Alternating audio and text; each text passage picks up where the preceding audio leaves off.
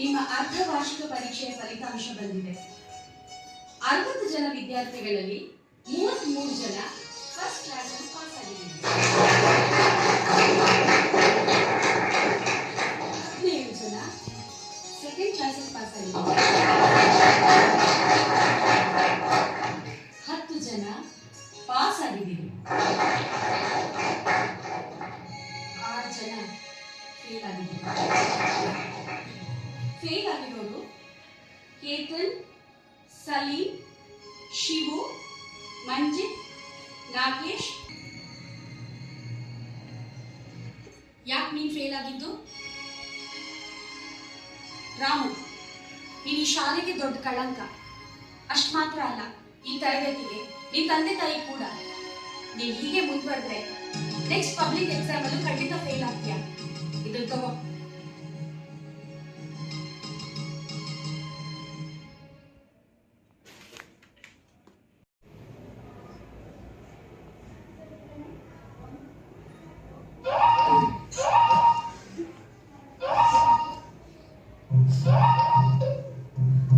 ರಾಮು,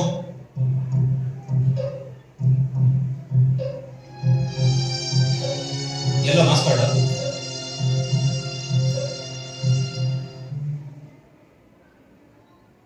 ಯಾವ್ದಾದ್ರು ಕೆಸೆಟ್ ಬಂದಿದ್ಯಾ?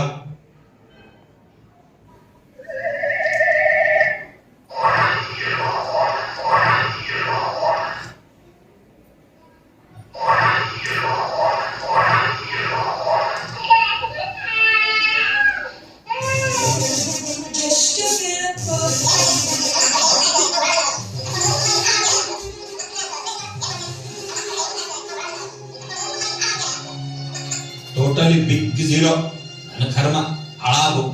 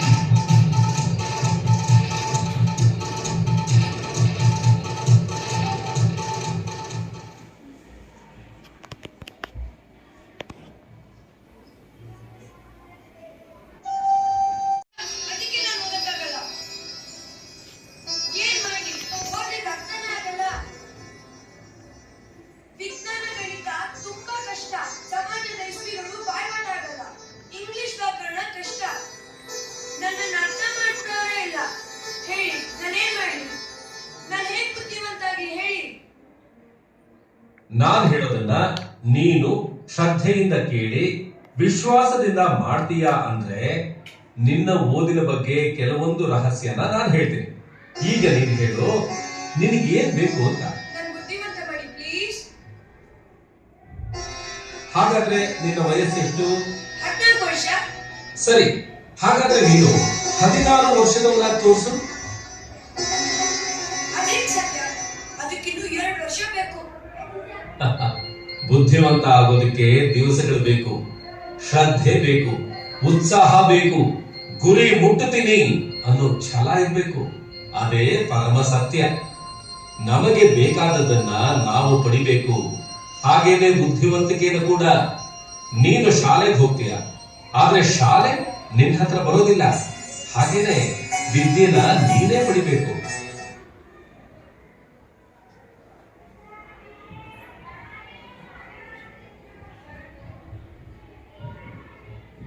ಸರಿ, ಈಗ ನನ್ನ ವಿಷಯ ಅರ್ಥ ಆಯ್ತು. ಆದ್ರೆ ನಾನು ಬುದ್ಧಿವಂತ ಆಗೋದಕ್ಕೆ ಅದೇನ್ ಮಾಡ್ಬೇಕು ಹೇಳಿ? ನಾನ್ ಮಾಡೋದಕ್ಕೆ ಸಿದ್ಧ. ಹಾಗಾದ್ರೆ ನಿನ್ನ ಅಸಫಲತೆಗೆ ಏನು ಕಾರಣ ನೀನೇ ಯೋಚನೆ ಮಾಡು.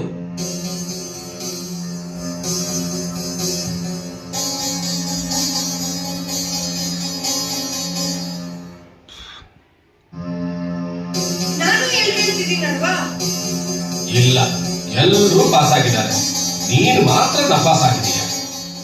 ಪಾಠಗಳು ನಿನಗೆ ಅರ್ಥ ಆಗಬೇಕು ಅಂದ್ರೆ, ಮುಂದೆ ನೀನು ಫಸ್ಟ್ ಕ್ಲಾಸ್ ಅಲ್ಲಿ ಪಾಸ್ ಆಗ್ಬೇಕು ಅಂದ್ರೆ ನಾನು ನಿನಗೆ ಒಂದಿಷ್ಟು ವಿಷಯಗಳನ್ನು ಹೇಳ್ತೇನೆ. ನೀನು ಆ ವಿಷಯಗಳನ್ನ ಅನುಸರಿಸ್ತಾ ಹೋದ್ರೆ ಫಸ್ಟ್ ಕ್ಲಾಸ್ ಅಷ್ಟೇ ಅಲ್ಲ, ಫಸ್ಟ್ ರ್ಯಾಂಕ್ ಬರ್ತೀಯ. ನೋಡು, ಈಗ ಮೊದಲನೇದಾಗಿ ನೀನ್ ಏನ್ ಮಾಡಬೇಕು ಅಂದ್ರೆ, ಬೆಳಗ್ಗೆ ಎದ್ದ ತಕ್ಷಣ ಶೌಚಾಲಯಗಳನ್ನ ಮುಗಿಸ್ಕೊಂಡು ತಂದೆ ತಾಯಿಗೆ ನಮಸ್ಕಾರ ಮಾಡಬೇಕು. ಇಲ್ಲಿಂದ ನಿನ್ನ ದಿನಚರಿ ಶುರು ಆಗಬೇಕು, ಆಯ್ತಾ? ನೀನು ಪ್ರಯತ್ನ ಮಾಡೋದಕ್ಕೆ, ಮುಂದೆ ಬರೋದಕ್ಕೆ ದೇವರ ಹಾಗೂ ಗುರು ಹಿರಿಯರ ಆಶೀರ್ವಾದ ಬಹಳ ಮುಖ್ಯ. ಇದ್ರ ಬಗ್ಗೆ ಮಾತ್ರ ನಿನಗೆ ಸ್ವಲ್ಪನೂ ಅನುಮಾನ ಬೇಡ, ಗೊತ್ತಾಯ್ತೇನೋ? ನೀನು ಭಕ್ತಿಯಿಂದ ಮಣಿದಾಗ ದೇವರು ಮತ್ತು ಗುರು ಹಿರಿಯರು ತಮ್ಮ ಹೃದಯದಿಂದ ಇವನಿಗೆ ಶುಭವಾಗಲಿ ಅಂತ ಆಶೀರ್ವಾದ ಮಾಡ್ತಾರೆ. ಈಗ ನಿನಗೆ ಟೈಮ್ ಟೇಬಲ್ ಇಂದ ಎಷ್ಟು ಉಪಯೋಗ ಅಂತ ಹೇಳ್ಕೊಡ್ತೇನೆ.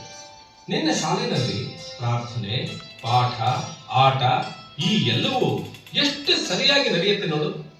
ಅದಕ್ಕೆ ಕಾರಣ ಏನ್ ಗೊತ್ತಾ? ಶಾಲಾ ಅಧ್ಯಾಪಕರು ಹಾಕೊಂಡಿರೋ ವೇಳಾಪಟ್ಟಿ. ಆ ವೇಳಾಪಟ್ಟಿನೇ ಅದಕ್ಕೆ ಕಾರಣ. ದಿವಸಕ್ಕೆ 7-8 ಪೀರಿಯಡ್ಗಳಲ್ಲಿ ಬಗೆ ಬಗೆಯ ವಿಷಯಗಳನ್ನ ಸ್ವಲ್ಪ ಸ್ವಲ್ಪವೇ ಪಾಠ ಮಾಡ್ತಾ ನಿಮಗೆ ಎಷ್ಟೊಂದು ಪಾಠ ಪುಸ್ತಕಗಳ ಅಭ್ಯಾಸ ಮಾಡಿಸ್ತಾರೆ ಅಲ್ವಾ? ಆದ್ರೆ ಇಂದಿನ ವಿದ್ಯಾರ್ಥಿಗಳು ಈ ವಿಷಯವನ್ನ ಅರ್ಥನೇ ಮಾಡ್ಕೊಳ್ಳೋದಿಲ್ಲ. ಅದಕ್ಕೆ ಬದಲು ಅವರು ಮನೆಗೆ ಬಂದು ಶಾಲೆಯಲ್ಲಿ ಹೇಳಿದ ಪಾಠನ ಮತ್ತೆ ಓದ್ದೆ, ಅಥವಾ ಟಿವಿ ಮುಂದೆನೋ ಕಥೆ ಕಾದಂಬರಿ ಓದ್ತಾನೋ, ಇಲ್ಲ ಅಂದ್ರೆ ಅಲಗಾಡೋದಕ್ಕೂ ಹೋಗ್ಬಿಡ್ತಾರೆ. ಆಮೇಲೆ ನೋಡಪ್ಪ, ಪರೀಕ್ಷೆ ಹತ್ರ ಬಂದಾಗ ತಲೆ ಕೆಡಿಸ್ಕೊಂಡು ಎಲ್ಲಾ ಪಾಠಗಳನ್ನ ಒಮ್ಮೆಲೆ ಓದೋದಕ್ಕೆ ಕಷ್ಟಪಟ್ಟು ಆಮೇಲೆ ಏನೂ ಮಾಡಕ್ಕಾಗದೆ ಕಂಗಾಲಾಗೋ ದೃಶ್ಯ ಈ ಎಲ್ಲಾ ಕಡೆ ಸರ್ವೇ ಸಾಮಾನ್ಯ ಅಲ್ವಾ? ಅದಕ್ಕೆ ಮೊದಲು ನಿನ್ನ ಶಾಲೆಯ ಸಮಯ ಬಿಟ್ರೆ ನಿನ್ನ ಸ್ವಂತದ ಸಮಯ ಎಷ್ಟಿರುತ್ತೆ ಅಂತ ನೀನು ಅರ್ಥ ಮಾಡ್ಕೋಬೇಕು. ಶನಿವಾರದ ಅರ್ಧ ದಿನ, ಭಾನುವಾರ ಹಾಗೂ ಇತರೆ ರಜಾ ದಿನಗಳು ನಿನ್ನ ಸ್ವಂತ ಸಮಯ ತಾನೆ. ಈ ಸಮಯವನ್ನ ಹಿಡಿದು ಅದರ ಪ್ರತಿ ಕ್ಷಣವನ್ನು ನೀನು ಉಪಯೋಗ ಮಾಡಿಕೊಂಡ್ರೆ ನೀನು ಕೂಡ ಜಗತ್ತಿನಲ್ಲಿ ಒಬ್ಬ ಮಹೋನ್ನತ ವ್ಯಕ್ತಿ ಆಗ್ತೀಯ.